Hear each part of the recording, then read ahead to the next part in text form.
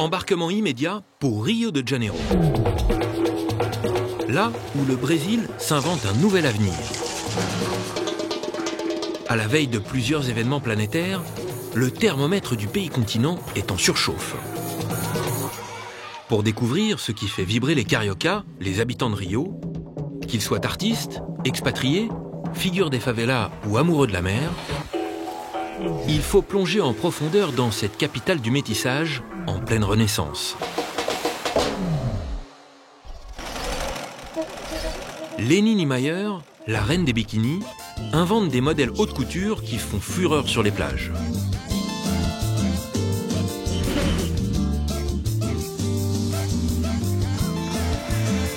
Une nature envoûtante, un décor de rêve.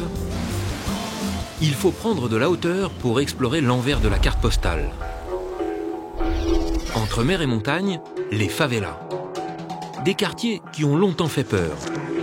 Depuis peu, des gringos les investissent. Axel, un jeune Français, a décidé de devenir favelados pour y construire sa pousada, une maison d'hôte à la brésilienne.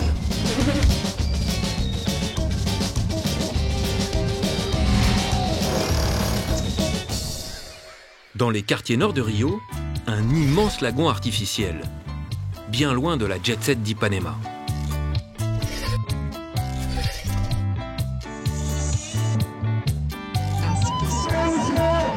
Celui que l'on surnomme Feijão, le patron de la piscine des favelas, est une figure locale qui veut transformer l'image de ces quartiers déshérités.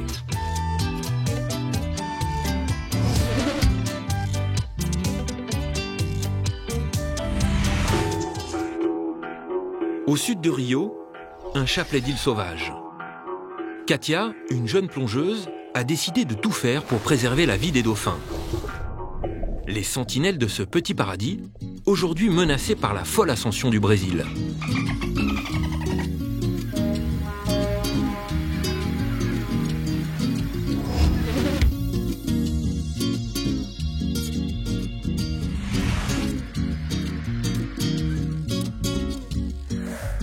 D'un extrême à l'autre, voyage au Brésil, à Rio de Janeiro, dans l'une des villes les plus extravagantes du moment. Ipanema, 9h du matin. Sur son vélo électrique, Lénie Niemeyer vient chaque matin chercher l'inspiration.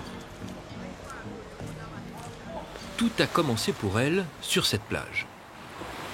Tout droit venue de Sao Paulo, elle a débarqué ici pour la première fois dans les années 70. Comment tu vas? Je vais bien et toi? Ah, quel délice!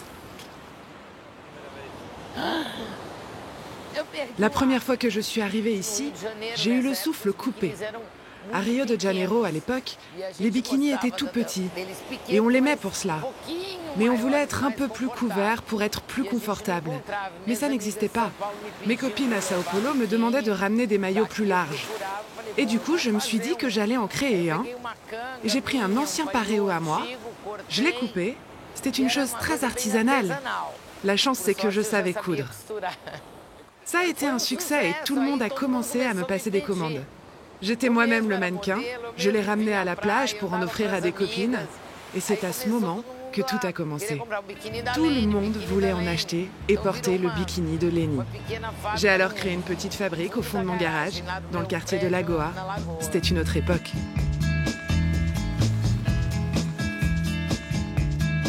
Du simple de pièces à la version string, le plus grand défilé au monde de bikini a lieu sur les plages de Rio de Janeiro.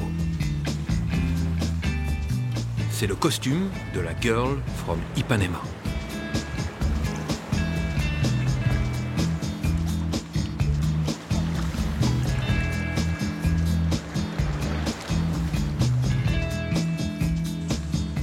Des filles qui défilent toute la journée sur la plage.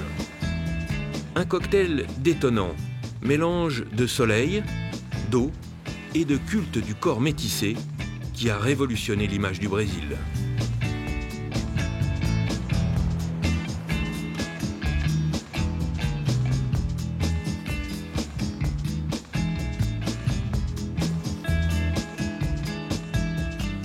Le bikini, un petit bout de tissu qui n'est pourtant pas né au Brésil. Tout a commencé à la fin de la Seconde Guerre mondiale.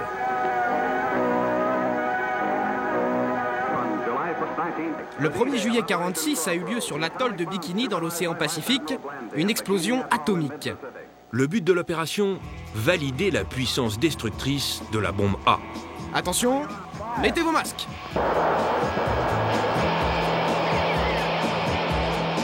Une des explosions les plus impressionnantes de l'histoire, provoquant des tsunamis de plus de 30 mètres de haut.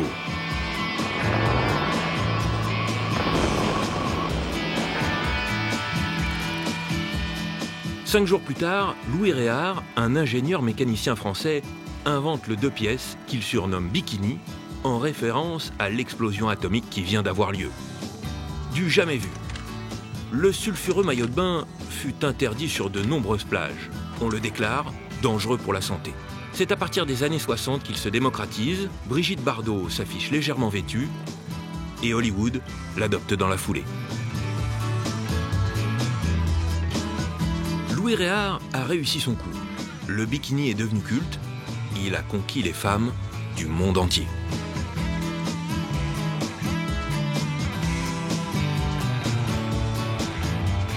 Retour à Rio, dans la capitale du bikini. Pour rencontrer la reine des maillots de bain, il faut se rendre dans le quartier très chic de Lagoa. Un lac au milieu de la ville et en face des hôtels particuliers. C'est ici que vit Leni Niemeyer.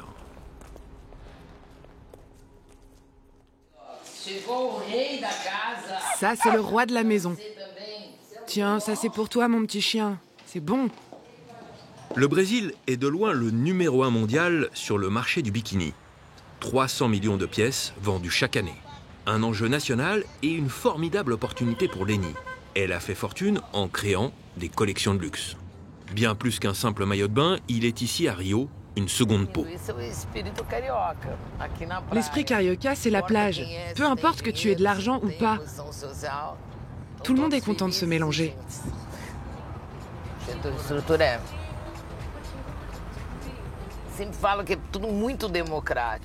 On dit toujours que la plage est très démocratique ici.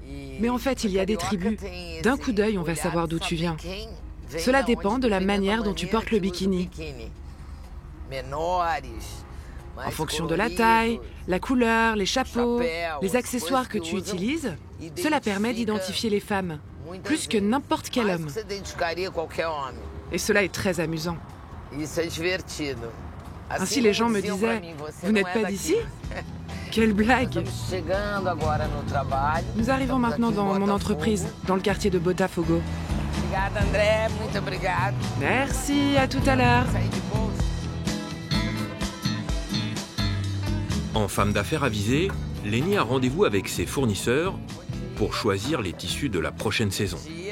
Bonjour, bonjour. Bonjour. Bonjour.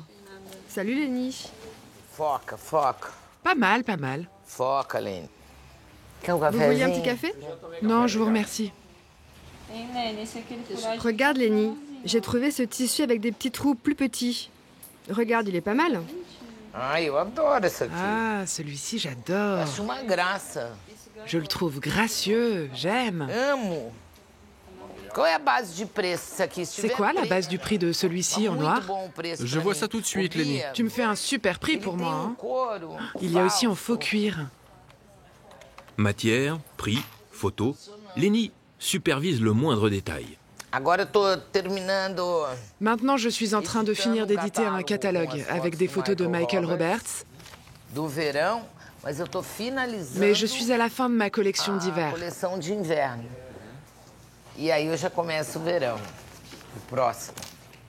Et je suis en train de préparer ma collection pour l'été prochain. Son défi, être à l'avant-garde pour surprendre chaque été avec de nouvelles créations.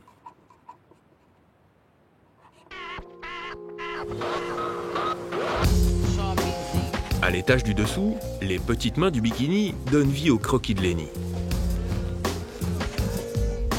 Il y a plus d'une centaine de fabricants à Rio pour un marché qui dépasse le milliard d'euros. Comme dans une maison de haute couture, Leni gère tout à domicile.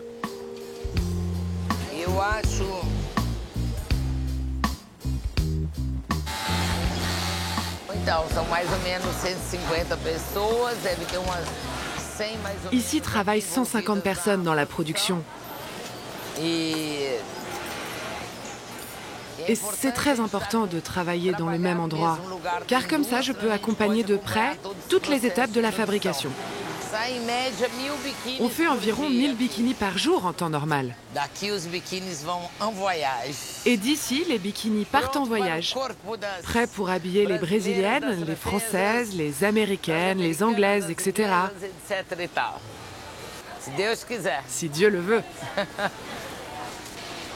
Il y a les bikinis pour le marché mondial et dans une petite salle à part, un laboratoire dans lequel s'invente le bikini du futur. Viens par ici. Ici, c'est la salle d'assemblage. C'est là que tout naît. Ici, Lucia travaille avec moi depuis 15 ans. J'ai un modèle de chaque bikini qu'on a créé. Il y en a des fous. Ça, c'est le bikini qui est totalement tissé à la main. Par exemple, ce maillot a été créé pour le défilé de la collection d'été de l'année dernière et fait avec de la peau d'un vrai cobra. Évidemment, on fait l'édition exclusive et limitée. Mais la complexité pour le fabriquer, c'est de réussir à utiliser de la peau de serpent sur un maillot. Ça a été un vrai succès car c'est très original. On a déjà vu l'utilisation du serpent pour fabriquer des chaussures, des sacs à main, mais faire un maillot de bain en peau de serpent, c'était la première fois. C'était une vraie réussite dans les défilés de mode. Un autre modèle, qui a été un défi pour nous, c'est un bandage unique, une seule pièce, dans le genre gladiateur. En peau de cobra ou façon gladiateur, rien de tel pour prendre un dernier bain de soleil sur la plage d'Ipanema.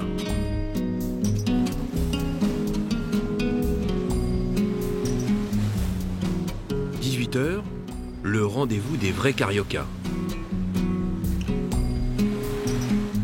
Après le boulot, ils prennent le temps de vivre en famille ou profitent d'une dernière vague.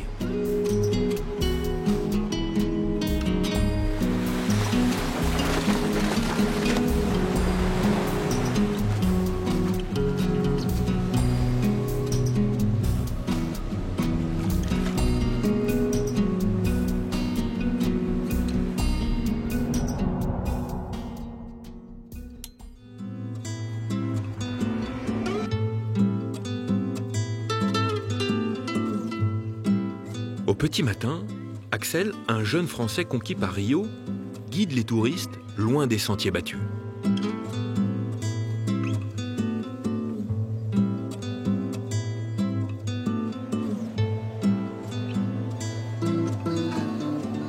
La plage d'Ipanema, tu la vois correctement que d'ici. Putain, c'est bon. La baie Guanabara, c'est l'une des 7 merveilles du monde naturel. Ah, naturel. À leurs pieds, les joyaux de Rio, mais aussi ces immenses bidonvilles à flanc de collines. C'est quoi là, la favela en bas? C'est la favela de Rocinha qui est la plus grande favela. Petit bout là? Bah, c'est le début de Rocinha. Ouais, putain, ça fait un peu flipper quand même. Accrochée à la montagne des deux frères, la favela de Vidigal. Un dédale de construction anarchique qui surplombe l'océan.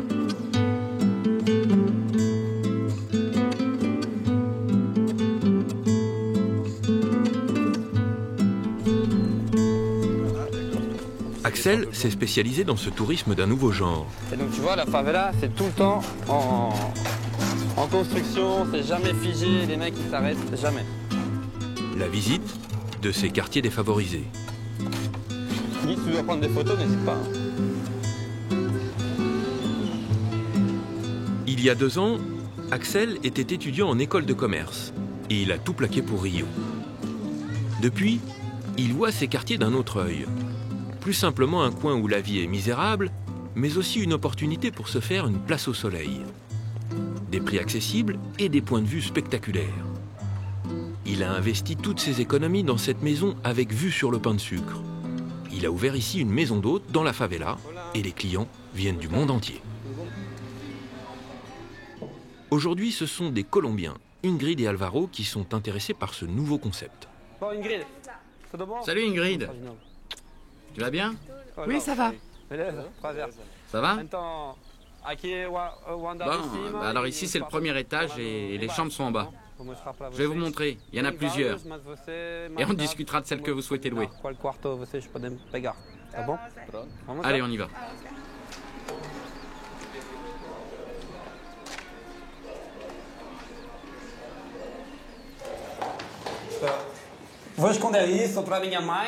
Ça, je vais le cacher. C'est vraiment trop le bazar. Bien sûr, on doit encore faire des améliorations.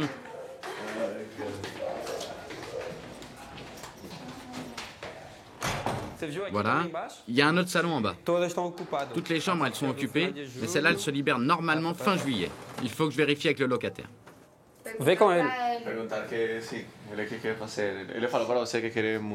Nous, on viendrait à partir du mois d'août, si c'est possible. Ici, en vérité, c'était une cuisine. Et regardez, il y a toujours l'évier. On l'a caché en dessous. C'est le lavabo. Ici, avant, c'était une cuisine et on a peint, on a fait ça. Et alors, eux, comment ils sont arrivés ici? Donc, Ingrid. Parce que Alvaro, il travaille dans un bar à Santa Teresa et puis il a discuté avec un de mes amis, comme quoi il cherchait une chambre et cet ami en question m'a mis en relation avec eux. Voilà. Donc, ils sont de Colombie et ils voyagent pendant 11 meses, un an. Et donc ils voulaient poser leur bagage un petit peu à Rio pour profiter et découvrir la ville en plus en profondeur. Cette vue est unique. Si vous travaillez dans le coin, le quartier est tranquille. Le visuel de Santa Teresa, normalement, c'est plus vers la zone nord. Là, ici, c'est superbe. Il y a des personnes qui louent des chambres improvisées dans la favela. Et il y a de plus en plus de touristes qui choisissent cette formule. Ici, c'est bien. Il a fait des travaux, des améliorations. L'espace est agréable. Dans les autres maisons que l'on a visitées, il y a des murs improvisés, parfois avec une planche en bois. C'est très mal fait. Et en plus, c'est cher. Cette chambre ici, elle coûte 250 €, tout compris, avec 250 € par mois, donc avec tout, quoi. Internet, tout ça. Et si tu veux une chambre comme ça dans un hôtel, combien tu payes par mois? Mais je dirais pas dans un hôtel, mais ne serait-ce qu'en bas, une colocation lambda, dans un immeuble normal. À Rio, aujourd'hui, ça monte tout de suite à 400 €. Tout de suite. Et tu n'as pas, bien sûr, cette vue avec... parce que moi, je considère cette qualité de vie, ici, on est très tranquille, c'est vraiment très posé. Non, tu seras en bas, dans un immeuble, tu n'auras pas de vue, il va faire chaud, tu n'auras pas d'air. Cette chambre pour accueillir des voyageurs latinos ou des saxophonistes irlandais. Salut Eto. Ça va, Eto Carros? Tu vas jouer aujourd'hui? Ouais, j'ai un concert. Et tu joues? Au club du Maze. Ah, légal. Une auberge espagnole, Emilio, un Brésilien de la classe moyenne, vient de s'installer dans la favela. Un choix inimaginable il y a encore quelques années. C'est curieux parce que si, je sais pas, il y a même 2-3 ans, on m'avait dit que t'allais habiter dans une favela avec des étrangers et ça se passerait trop bien, il n'y a pas de souci. Je dirais, bah non, ça va pas arriver. Mais voilà, je suis là et tout se passe bien.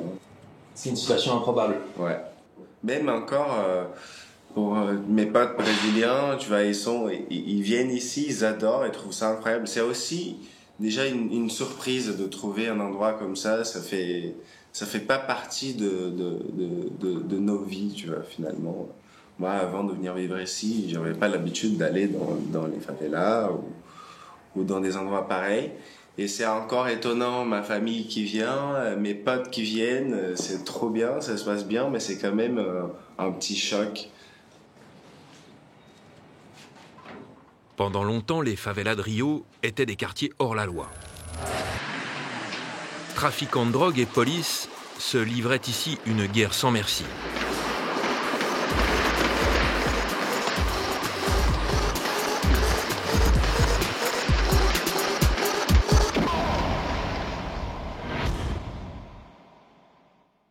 Jusqu'au jour où le gouvernement décide d'employer les grands moyens. Plus de 3000 militaires investissent les quartiers les plus chauds de la ville lors d'opérations dites de pacification.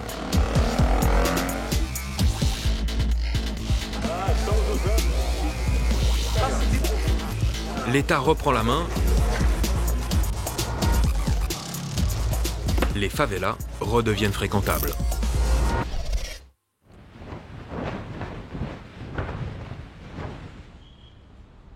Une révolution pour ces quartiers qui vivaient sous l'emprise des gangs.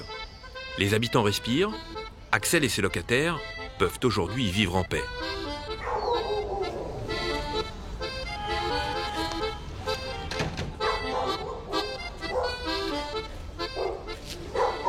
Valentin, donc là on va chercher des lits. Donc c'est Vicente qui m'a préparé des lits en une structure métallique. C'est assez sympa, il a fait tout un système. Ah oui, on va pouvoir dans la chambre. Ouais, dans la chambre accordéon ou temporaire que j'appelle. Et on va pouvoir les rabattre complètement contre le mur. Et heureusement que tu es là parce que c'est un petit peu lourd, quoi. C'est du beau fer. Ouais. Tu vois. C'est un personnage, il a une maison assez particulière. Il habite en bas par contre de la favela, hein. Donc on va devoir tout monter. Tout en bas de la favela, ils vont voir le champion local du système D, le dénommé Vicente, spécialiste en soudure et ferronnerie. Il finit de transformer des portes grillagées en lits. Vicente! Vicente! Tu vas bien? C'est prêt alors? Non, ça me prendra encore un peu de temps. Combien de temps? Oh, une quinzaine de minutes. C'est bientôt fini. 15 minutes? Bah, on peut pas le finir là-haut? Si, c'est bon. Beleza. Je te présente Valentin. Il va nous aider pour monter le matériel. Car à deux, ça va être trop dur. Il prendra les pièces les moins lourdes. Menor, tá bom? Il vit plutôt sur le côté bas de la favela. Il vit ici depuis quanto tempo? 40, 40, 50 anos aqui? Não, tô com 32 anos. 32 ans, ça fait 32 ans que Vicente il vit ici. Quando eu cheguei aqui, isso aqui era só mato, muitas Lui, árvores. il a connu Era só mato. il a connu la favela quand tout était forêt, juste la forêt. Tous les petits travaux en fer dans la favela, c'est lui qui les fait. Les portes en fer, les fenêtres, les barbecues. E serviço de pedreiro também, casa também já fiz. Essa casa todinha aqui, essa aqui eu fiz, a outra eu fiz. Donc voilà, dès que quelqu'un a besoin de quelque chose en fer, c'est Vicente qui le prépare ici dans son atelier. Ici c'est une petite favela, tout le monde se rend des services financiers ou pas. C'est pesado mesmo, ouais.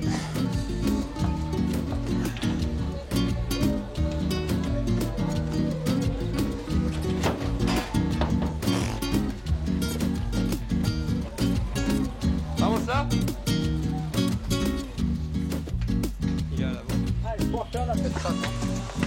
La vie du favelados est une vie de montagnard. Il faut sans cesse escalader des milliers de marches. Pas simple.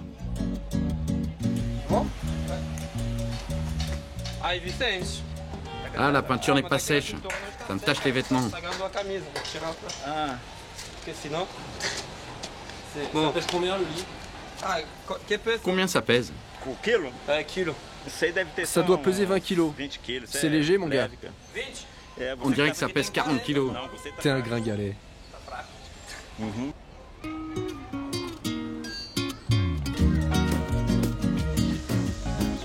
30 minutes d'ascension sont nécessaires pour arriver chez Axel. Ça va?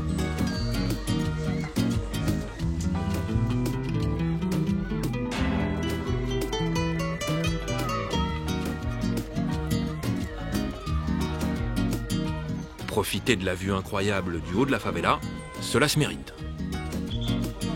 Ça commence à être un peu dur là, on est qu'à la moitié. Mais bon, je le fais d'habitude tous les jours, mais sans ce poids quoi.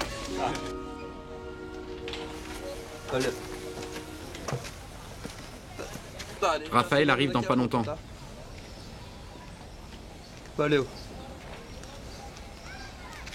Le téléphone plus le lit. Faut choisir. C'est Raphaël qui arrive là, c'est pour ça. On va se presser un petit peu. C'est qui Raphaël?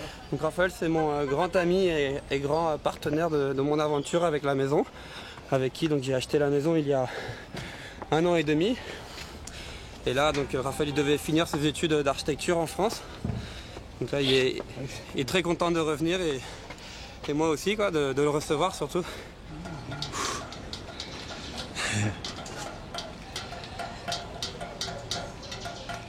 T'es fatigué? Ça va, hein. Já estamos, non? On arrive dans 5 minutes. 5 minutes. Bora. Ânimo.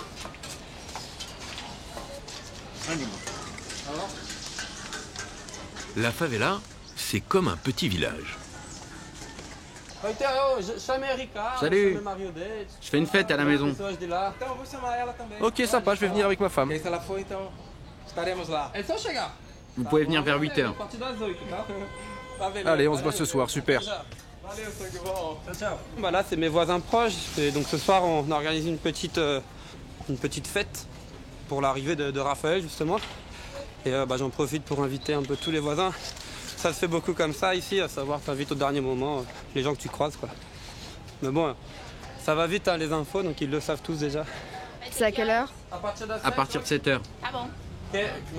J'ai aussi invité ta mère. Ok, très bien. On fait une feijoada. Il va y avoir plein de monde, ça va être super. Valeu, ciao. Hein? Ah, brasileira est bonite. Les Brésiliennes sont mignonnes. Ici, dans la favela, on n'a pas à se plaindre.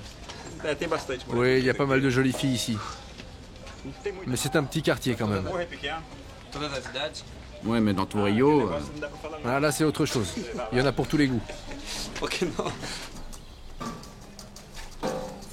Chez Axel, ambiance communautaire. Heitor, le saxophoniste, prépare le repas du soir.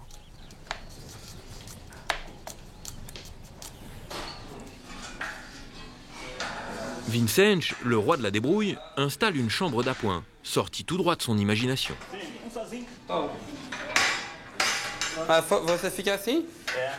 Voilà, c'est ce que moi j'appelle une chambre temporaire que je puisse déplier quand j'ai besoin de lit pour recevoir des amis, des invités, de manière temporaire, quelques nuits. Et donc là, Vicente, on a travaillé avec Vicente sur un système de grands panneaux en bois qui se déplient. Vous allez voir ça.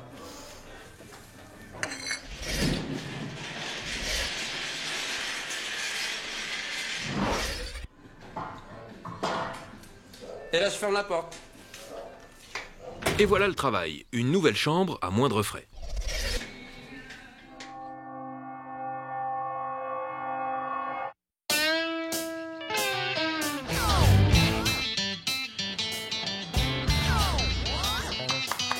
Toute la petite maison s'affaire pour fêter l'arrivée de l'associé d'Axel.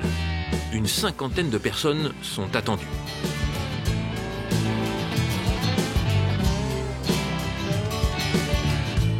Je m'appelle Ramos et je viens déposer Raphaël.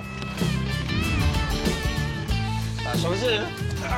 Tu connais avec les photos, mais pas tant que ça. Hein. Ciao. Cela fait plus d'1 an qu'il n'est pas venu. Raphaël découvre les changements. C'est ça la fête, tu te rappelles? Il a déjà plu pas mal, qu'est-ce que t'en penses? Ça, si tu veux te sentir vraiment en extérieur, tu le sens en extérieur, quoi. Il y a pire, hein. Comment ça, il y a pire? Je vais te taper. Donc ça, c'est la glace pour pouvoir avoir des bières fraîches.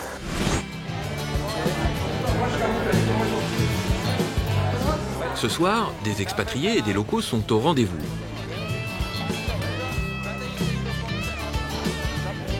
Et parmi eux, l'ancienne propriétaire des lieux.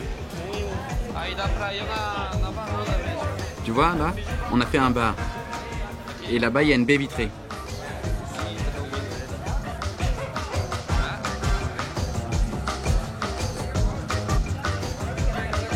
Donc là, c'est Lucia qui est l'ex-propriétaire de la maison et qui vient avec sa petite fille et une amie.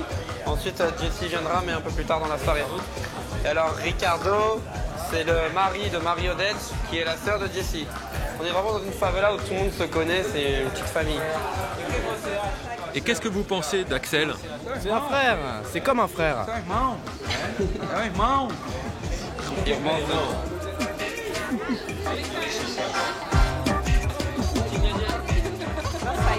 Je suis contente de revoir mon ancienne maison. Il a bien profité de l'espace. Et vous habitez où maintenant? J'habite au quartier de Valente. C'est mieux là-bas? C'est différent, vous comprenez, c'est une maison. Mais je n'ai plus une aussi belle vue comme celle d'ici. Vous avez quitté la favela? Non, là-bas aussi, c'est une favela. Mais elle est plus près de la route. Et que pensez-vous de la transformation de votre ancienne maison? Ah, c'est super beau. Je ne m'attendais pas du tout à ça. Tu comprends? Il a fait du bon boulot. J'espère que son affaire va marcher. Des favelas qui changent de main? Axel et son camarade sont des pionniers. Peu de gringos vivent encore dans ces quartiers, mais plus pour longtemps.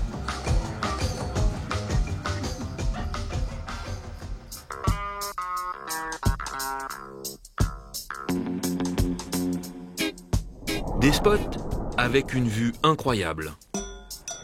Une idée qui commence à faire son chemin. Vivre dans la favela n'est plus réservé aux pauvres. Face à l'explosion du prix de l'immobilier à Rio, Axel et Raphaël ont réussi un joli coup. Ils vivent dans plus de 200 mètres carrés avec une vue de millionnaire.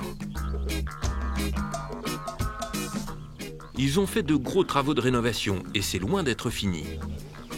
Le planning est chargé, pas de plage au programme, mais maçonnerie et ravalement.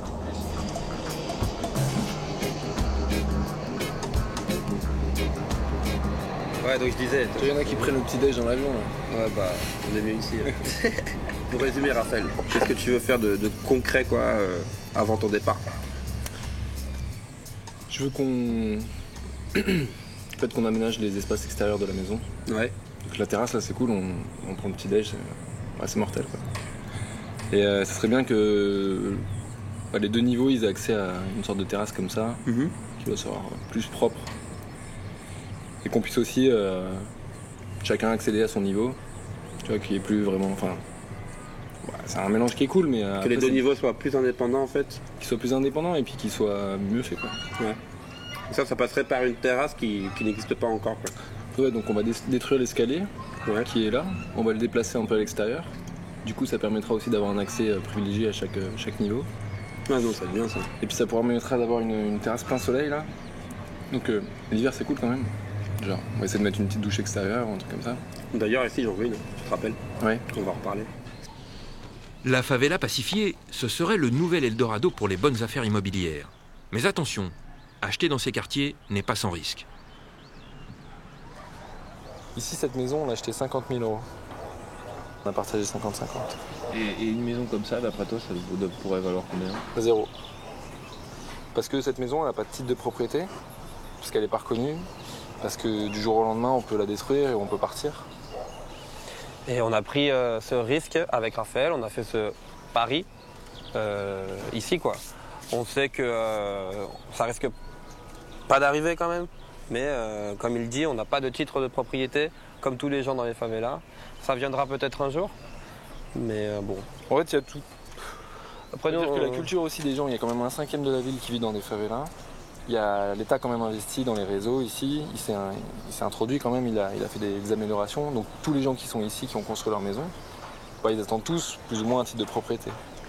Après, il y a un peu une légende urbaine qui dit que oui, il y en aura forcément, mais ça fait déjà 30, 40 ans. Ici, aucune loi ne les protège. Et de nombreuses constructions sont insalubres ou édifiées sur des zones à risque. Mais pour Axel, vivre ici, ce n'est pas qu'une question d'argent.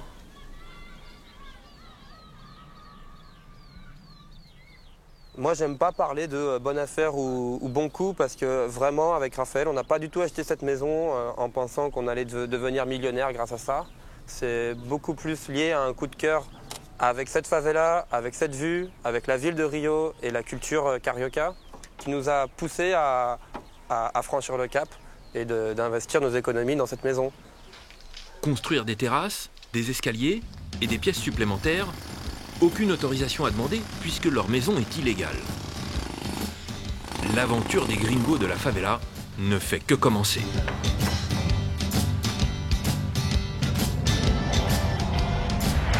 À quelques kilomètres de là, d'autres favelas. Celles des quartiers nord, elles n'ont pas la vue sur mer et une très mauvaise réputation. Pour s'y rendre, il faut prendre l'Avenida Brasil, une artère de 58 km de long, autour de laquelle s'enchevêtrent d'immenses bidonvilles. Au milieu, la piscine de Ramos, un des lieux les plus insolites de la ville. Un immense lagon artificiel.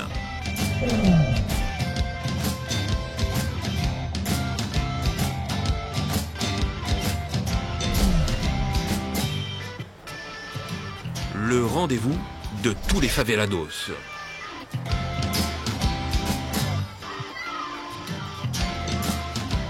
« 10h du matin, la figure incontournable du quartier, Feijão, le roi de la piscine, s'y rend en famille.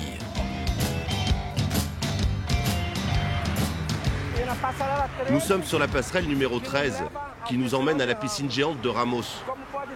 Aujourd'hui, ça va être la fête. Avec un soleil merveilleux comme ça va être rempli de familles.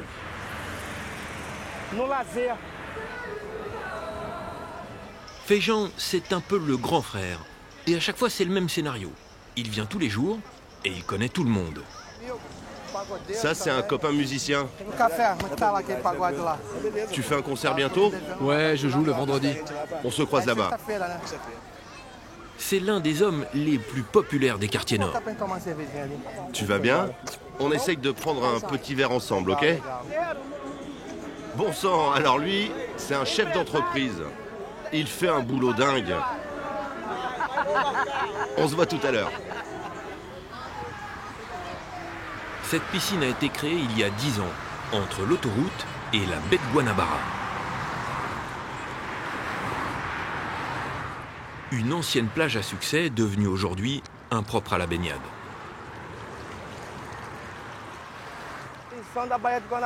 Le gouvernement ici a investi une fortune pour tenter de dépolluer la baie de Guanabara. Ils veulent nettoyer les îles aussi. Parce qu'ici, c'était la plage de Ramos. Ici, c'était un grand succès dans les années 70-80. La plage de Ramos, c'était sensationnel. Il y a énormément de travail ici, beaucoup de choses à faire pour sauver la baie. Et aujourd'hui, on ne peut plus du tout se baigner? Aujourd'hui, c'est impossible de se baigner, c'est pas propre. Il y a quoi là-dedans? Il y a tout ici, c'est la baie de Guanabara, il y a toutes sortes de pollutions. Le laisser-aller des pouvoirs publics et une mauvaise gestion des déchets ont ravagé cette partie du littoral.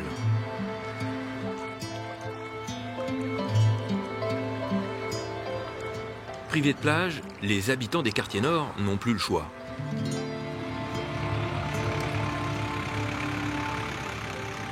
Pour continuer de se baigner, ils vont à la piscine. L'eau de la piscine vient de la baie de Guanabara. Elle rentre par là, et là-bas, elle passe par un système de filtrage avec du chlore dans cette machine. Et ensuite, elle est rejetée dans le bassin.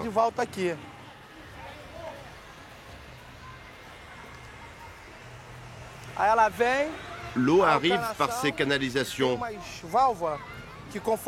Et il y a une valve pour éviter qu'il y ait trop de chlore dans l'eau.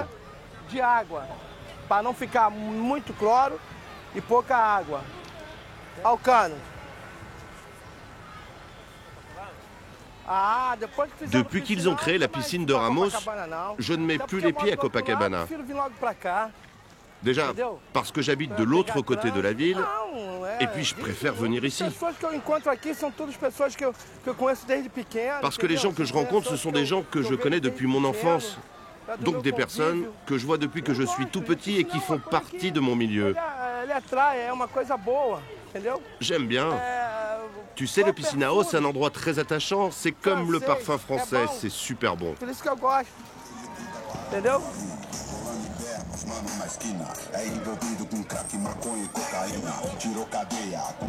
11h du matin, la bière commence à couler à flot.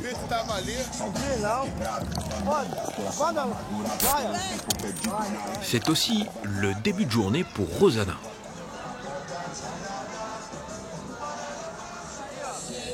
Elle, c'est Rosana, ma préférée. C'est une bosseuse, hein.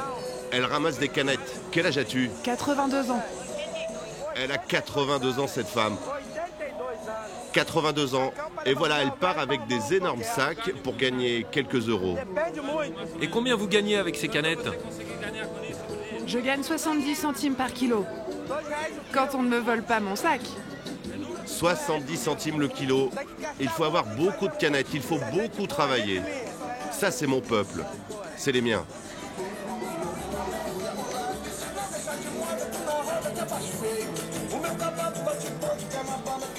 D'autres acteurs incontournables, les maîtres nageurs. Voilà les pompiers de la piscine. Alors, comment ça se passe, les gars, aujourd'hui? Les mois qui précèdent l'été sont plus tranquilles. Les événements les plus courants, ce sont les noyades de personnes qui ont trop bu. Des gens qui deviennent difficiles à secourir.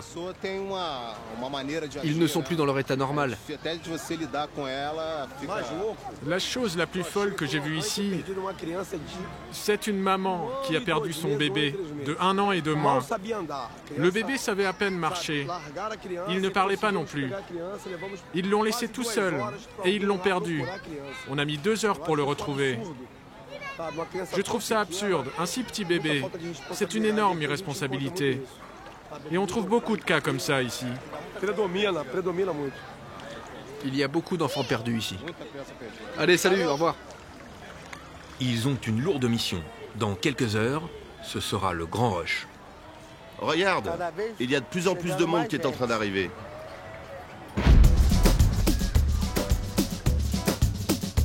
L'une des plus grandes piscines au monde. Plus de 50 000 personnes viennent s'y baigner. Et le dimanche, c'est aussi jour de fête.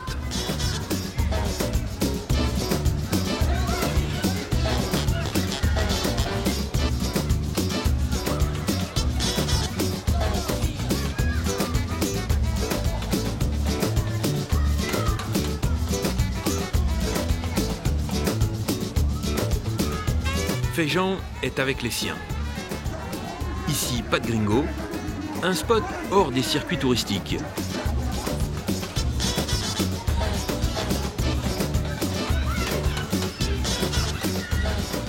Une ambiance caliente, mais bon enfant.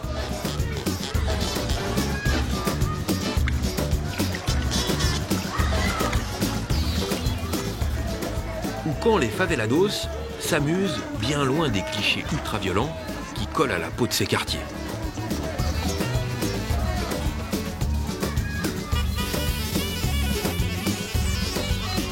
Après avoir fait la tournée de la piscine, Feijão se transforme en commandant de bord. Direction la baie de Guanabara. Au nord de Rio, plus d'une centaine d'îles et quelques surprises, comme l'île de Paqueta. Ça va être une super balade, vous allez voir. Feijão est célèbre ici car c'est un bon vivant, mais aussi un agitateur d'idées pour sa communauté. Maintenant, on va allumer notre barbecue.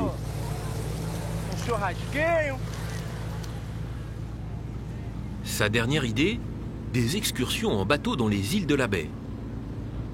Il n'y a pas de raison que ces plaisirs ne soient réservés qu'aux riches. Ça, c'est la piscine qu'on voit au loin? Ouais, c'est la piscine de Ramos que tu vois là.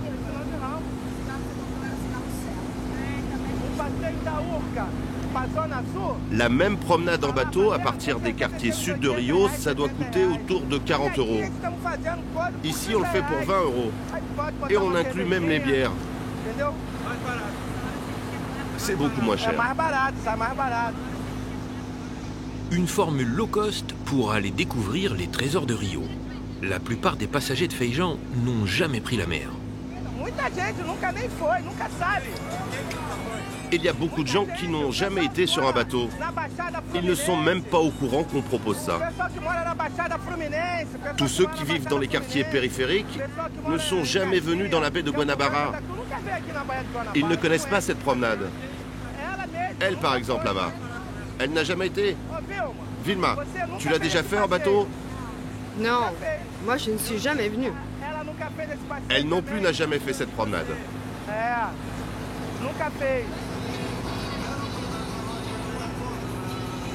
Tous les week-ends, barbecue et grosse détente au programme.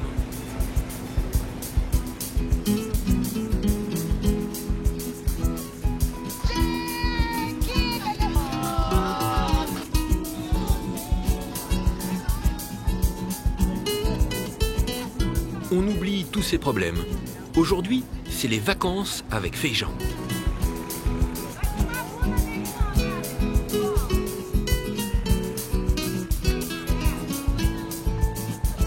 Le yachtman et son équipage vont accoster à Paquetá, une petite île en face de Rio. Une ancienne ville coloniale portugaise où le temps semble s'être arrêté.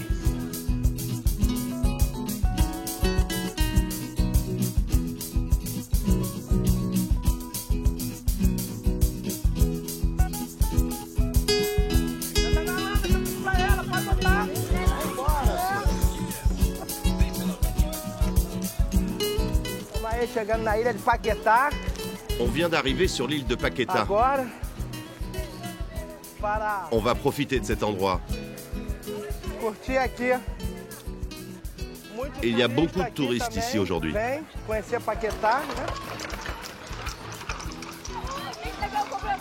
Eh dis donc, on monte en voiture, Simone? Un grand bol d'air, loin de la favela. J'ai déjà ramené pas mal de gens ici, des amis aussi. Cette promenade en bateau directement de la piscine à eau, c'est toujours très émouvant. À Paquetá,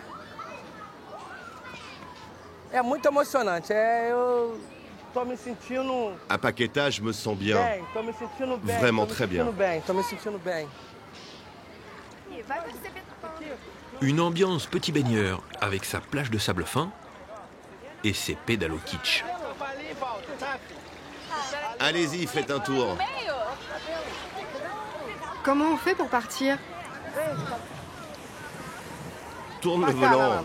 Juste un petit tour, allez, pas trop loin. Hein. Cette île fait partie de la ville de Rio. Une de ces nombreuses perles accessibles à moins d'1 heure de bateau. J'adore cet endroit. L'air est pur. On peut faire du pédalo, du vélo en famille. C'est rare. Paquetá, c'est un petit paradis. Tous les habitants de Rio devraient connaître cet endroit. Parce que Paquetá, c'est bon, cela t'apporte paix et harmonie.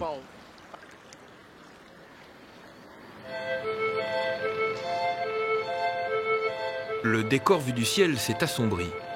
La baie de Guanabara souffre d'une pollution sans précédent. Égouts directement déversés dans la mer. Déchetterie à ciel ouvert, sans compter le boom de l'industrie pétrolière. Le littoral de Rio est en danger. Le gouvernement brésilien s'est engagé à tout nettoyer. Une mission qui permettra peut-être que la plus belle baie du monde garde ses lettres de noblesse.